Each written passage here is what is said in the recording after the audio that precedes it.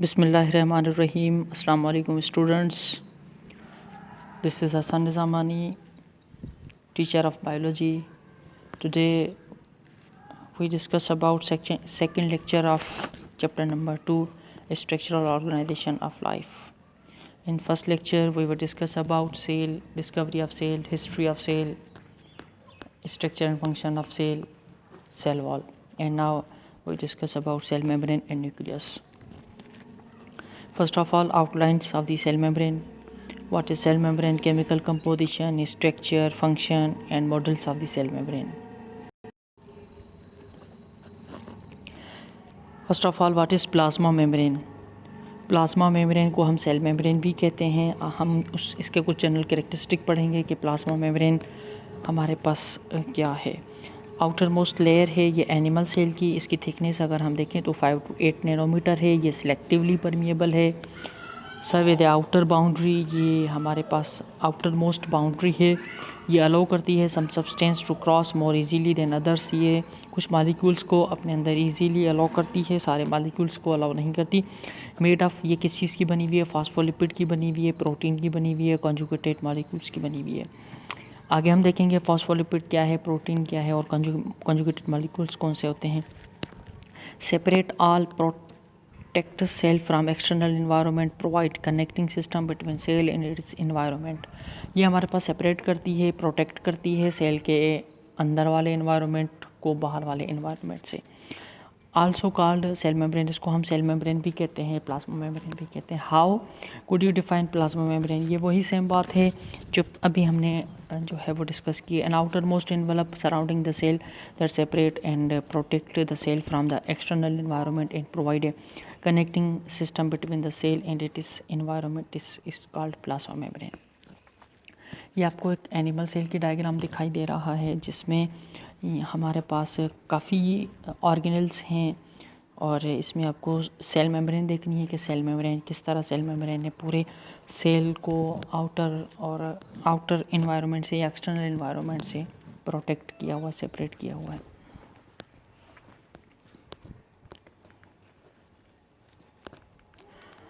हमारे पास ये भी एक छोटी सी डायग्राम है सेल मेम्ब्रेन की, इसको भी देखें आप. नेक्स्ट हम चलते हैं स्ट्रक्चर ऑफ प्लाज्मा मेम्ब्रेन. हमारे पास प्लाज्मा मेम्ब्रेन की स्ट्रक्चर क्या है, किस चीज़ों की वो बनी हुई है. The plasma membrane is composed of 2 layer of phospholipids back to back. इसमें हमारे पास 2 फास्फोलिपिड्स की लेयर होती हैं जिसको बाय लेयर ऑफ फास्फोलिपिड्स कहा जाता है. फास्फोलिपिड क्या है हमारे पास? इसमें आपके साथ पास एक लिपिड होता है और दूसरा फास्फेट ग्रुप अटैच्ड होता है. ठीक है, आप ये देख रहे हैं फास्फोलिपिड्स. इसमें आपको फास्फोलिपिड में दिखाई दे रहा हो पोलर हाइड्रोफिलिक हेड, और नीचे भी देखें पोलर हाइड्रोफिलिक हेड होगा और बीच में आपके पास नॉन पोलर हाइड्रोफोबिक टेल होता है. अब ये हाइड्रोफोबिक से क्या मुराद है? पीछे थोड़ा सा हम चलते हैं, आपको दिखाई दे रहा होगा यहाँ कि इसका जो हाइड्रोफिलिक रीजन है उसको वाटर लविंग कहा जाता है और जो हाइड्रोफोबिक रीजन है उसको वाटर फेयरिंग कहा जाता है.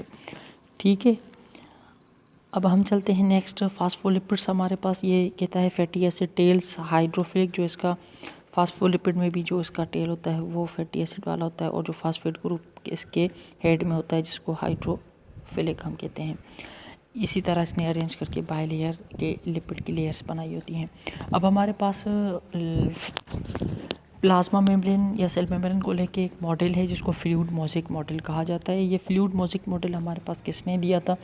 ये फ्लूइड मोज़ेक मॉडल दिया था 1972 में सिंगर एंड निकलसन ने. अब ये फ्लूइड मोज़ेक मॉडल के हिसाब से हमारे पास जो सेल मेम्ब्रेन की स्ट्रक्चर है वो किस तरह है, या सेल मेम्ब्रेन में हमारे पास लिपिड में प्रोटीन एम्बेडेड किस तरह होता है, ये फ्लूइड मोज़ेक मॉडल हमें वो चीज़ बताता है. Cell membrane is a lipid bilayer in which proteins are partially embedded like floating iceberg in the सी.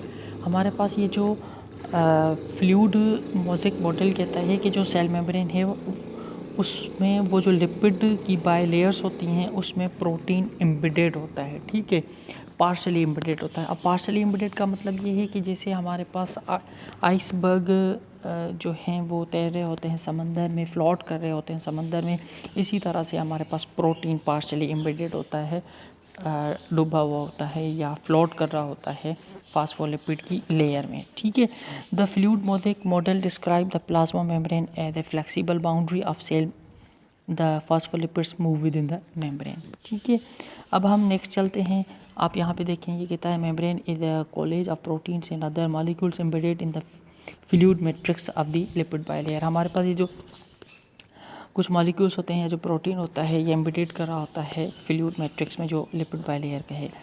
इसमें आपको क्या दिखाई दे रहा है, इसमें आपको कुछ टर्मिनोलॉजी दिखाई दे रही है, जैसे कि ग्लाइकोप्रोटीन है, ग्लाइकोलिपिड है। हमने कहा था कि हमारे पास जो प्लाज्मा मेम्ब्रेन है वो लिपिड बाइलेयर की बनी हुई है, जिसको फास्फोलिपिड हम कहते हैं। और इसके अलावा प्रोटीन होता है, और इसके अलावा क्या होता है, इसके अलावा आपके पास कॉन्जुगेटेड मॉलिक्यूल्स होते हैं। जो कॉन्जुगेटेड मॉलिक्यूल हैं, ये ग्लाइकोप्रोटीन और ग्लाइकोलिपिड कॉन्जुगेटेड मॉलिक्यूल हैं। और इसमें आपने पेरिफेरल प्रोटीन देखा होगा, यहाँ पे पेरिफेरल प्रोटीन है, और आपको ट्रांस मेम्ब्रेन प्रोटीन्स दिखाई दे रहा है। डिफरेंट टाइप के प्रोटीन्स इसमें मौजूद होते हैं और ये कॉन्जुगेटेड मॉलिक्यूल होते हैं। दो तरह के मॉलिक्यूल ने मिलकर आपस में एक मॉलिक्यूल बनाया होता है, जिसको कॉन्जुगेटेड मॉलिक्यूल कहते हैं, जिसमें इसमें आपके पास ग्लाइकोलिपिड से और ग्लाइकोप्रोटीन है, कार्बोहाइड्रेट और प्रोटीन को ग्लाइकोप्रोटीन और कार्बोहाइड्रेट और लिपिड को ग्लाइकोलिपिड कहा जाता है। ठीक है, नेक्स्ट हम चलते हैं। हमारे पास सेल मेम्ब्रेन का फंक्शन क्या है, सेल मेम्ब्रेन किस तरह जो है वो काम करती है, ये क्या काम करती है। ये तो सबसे पहले ये मेंटेनेंस करती है, और इसके अलावा आपके पास यहाँ लिखा हुआ आइडेंटिफिकेशन करती है।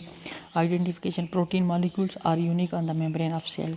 ये आइडेंटिफाई करती है जो दूसरे सेल्स वगैरह हमारे एनिमल सेल के अंदर आते हैं उनको।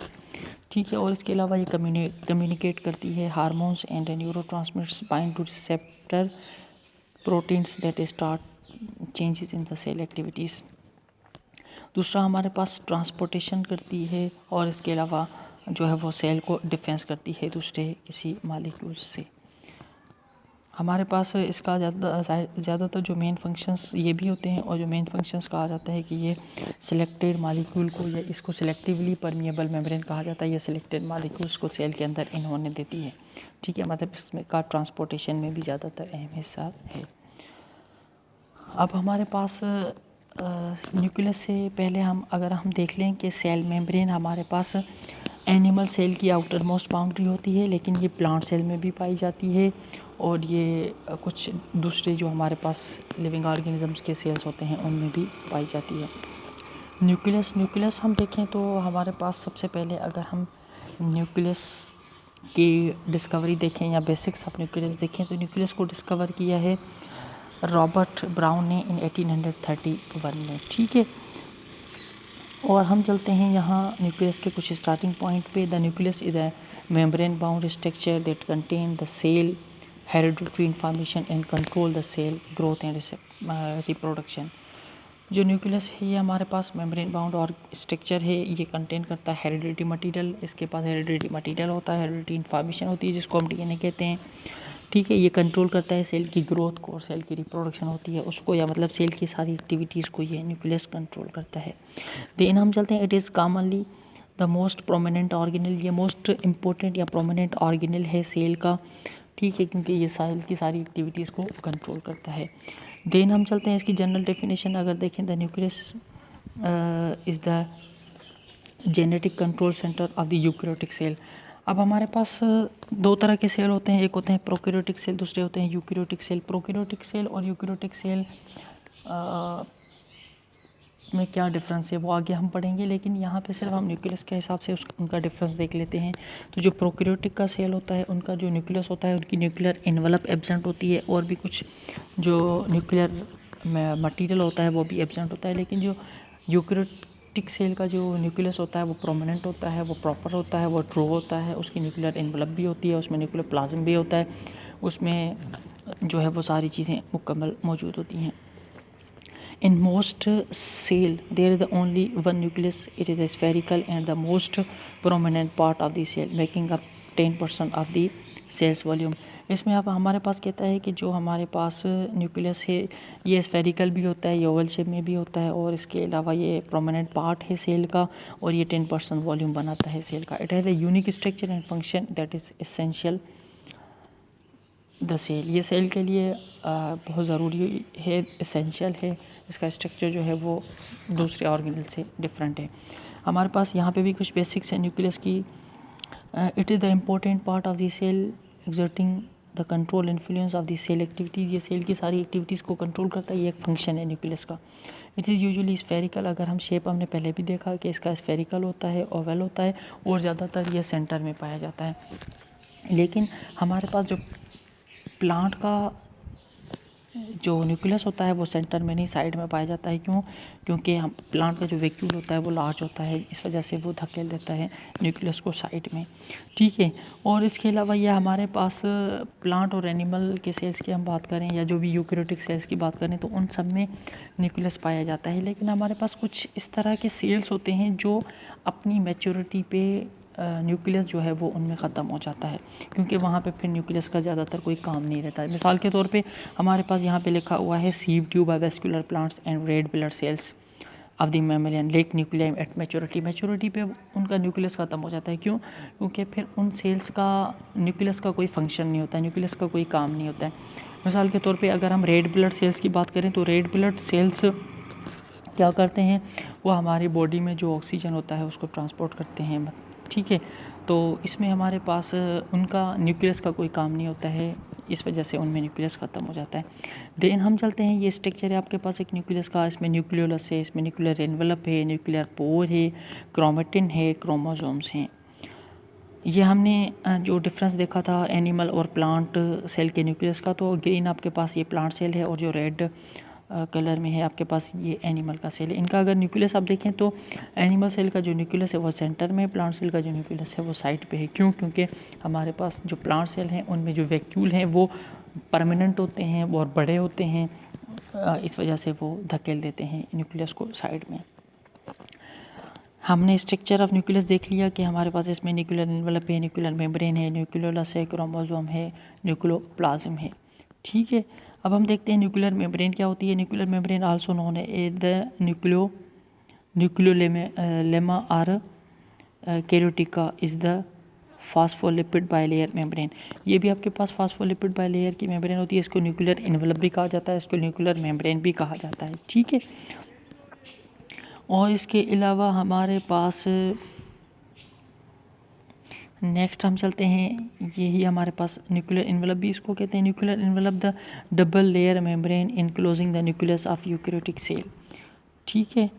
और the nuclear envelope has a polar that allow the passage of materials into and out of the nucleus also called nuclear membrane.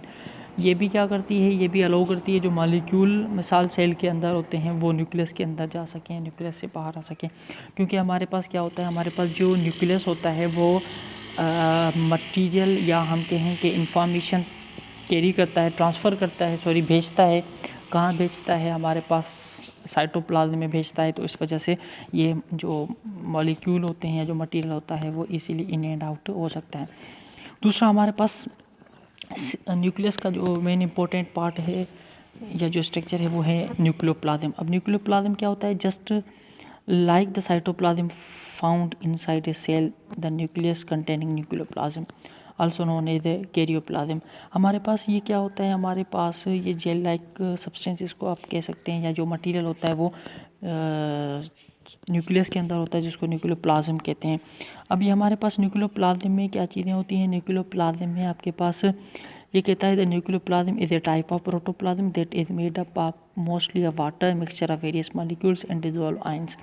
इसमें क्या है, ये कहता है कि पार्ट है प्रोटोप्लाज्म का। प्रोटोप्लाज्म हमारे पास क्या होता है? प्रोटोप्लाज्म हमारे पास सिविल सेल के अंदर जो लिविंग मटेरियल पाया जाता है उसको प्रोटोप्लाज्म कहते हैं। जैसे कि न्यूक्लियस है, सेल मेम्ब्रेन है, साइटोप्लाज्म है, ये उसका पार्ट है। इसमें क्या मौजूद होता है? इसमें भी आपके पास वाटर मौजूद होता है, mixture of various molecules, different molecules मौजूद होते हैं और डिसॉल्व आयन मौजूद होते हैं। It is completely enclosed with in the nuclear envelope और न्यूक्लियर मेम्ब्रेन। अब हमारे पास जो ये न्यूक्लियोप्लाज्म है, न्यूक्लियोप्लाज्म दो चीज़ें कंटेन करता है। इसमें दो मेन चीज़ें होती हैं, एक होता है इसमें न्यूक्लियोलस और दूसरा होता है इसमें क्रोमेटिन मटीरियल। न्यूक्लियोलस क्या होता है? Nucleolus the nucleolus take up around 25% of the volume of the nucleus. ये 25% हिस्सा है न्यूक्लियस का। This structure is made up of proteins and ribonucleic acid. It is main function is to rewrite ribosomal RNA and combine it with protein this result in the formation of incomplete ribosomes. हमारे पास ये nucleolus क्या है, nucleolus का जो function है वो ये बनाता है आपके पास protein and ribonucleic acid. ठीक है, नेक्स्ट हमारे पास जो है वो क्रोमेटिन मटेरियल जिसको हम कहते हैं या क्रोमेटिन नेटवर्क कहते हैं, वो हमारे पास क्रोमोसोम है। दो हमने कहा न्यूक्लियोप्लाज्म दो चीज़ों का बना हुआ है, एक है न्यूक्लियोलस, दूसरा है इसमें क्रोमेटिन मटेरियल। ये क्रोमेटिन मटेरियल हमारे पास क्या है, ये हमारे पास जब थ्रेड लाइक स्ट्रक्चर में आ जाता है ड्यूरिंग सेल डिवीजन, तो ये हमारे पास क्रोमोसोम की फॉर्म में दिखाई देता है। The function of chromosomes, chromosomes are, सबसे पहले हमारे पास क्रोमोसोम है क्या, क्रोमोसोम थ्रेड लाइक स्ट्रक्चर है। ये आपके पास एनिमल सेल में भी मौजूद होता है, ये प्लांट सेल में भी मौजूद होता है। ठीक है, और ये एनिमल सेल में जैसे कि हर लिविंग ऑर्गेनिज्म का जो क्रोमोसोम का नंबर होता है वो अपना डिफरेंट होता है। प्लांट सेल में अगर हम हमारे पास देखें कि मिसाल ऑनियन है, मिसाल आपके पास जो है वो दूसरे प्लांट्स हैं, मैंगो है, हर किसी का जो क्रोमोसोम नंबर है वो डिफरेंट होता है। अगर हम ह्यूमन का देखें तो हमारे पास ह्यूमन का 46 क्रोमोसोम है, तो ऐसे ही हर लिविंग ऑर्गेनिज्म के क्रोमोसोम डिफरेंट होते हैं।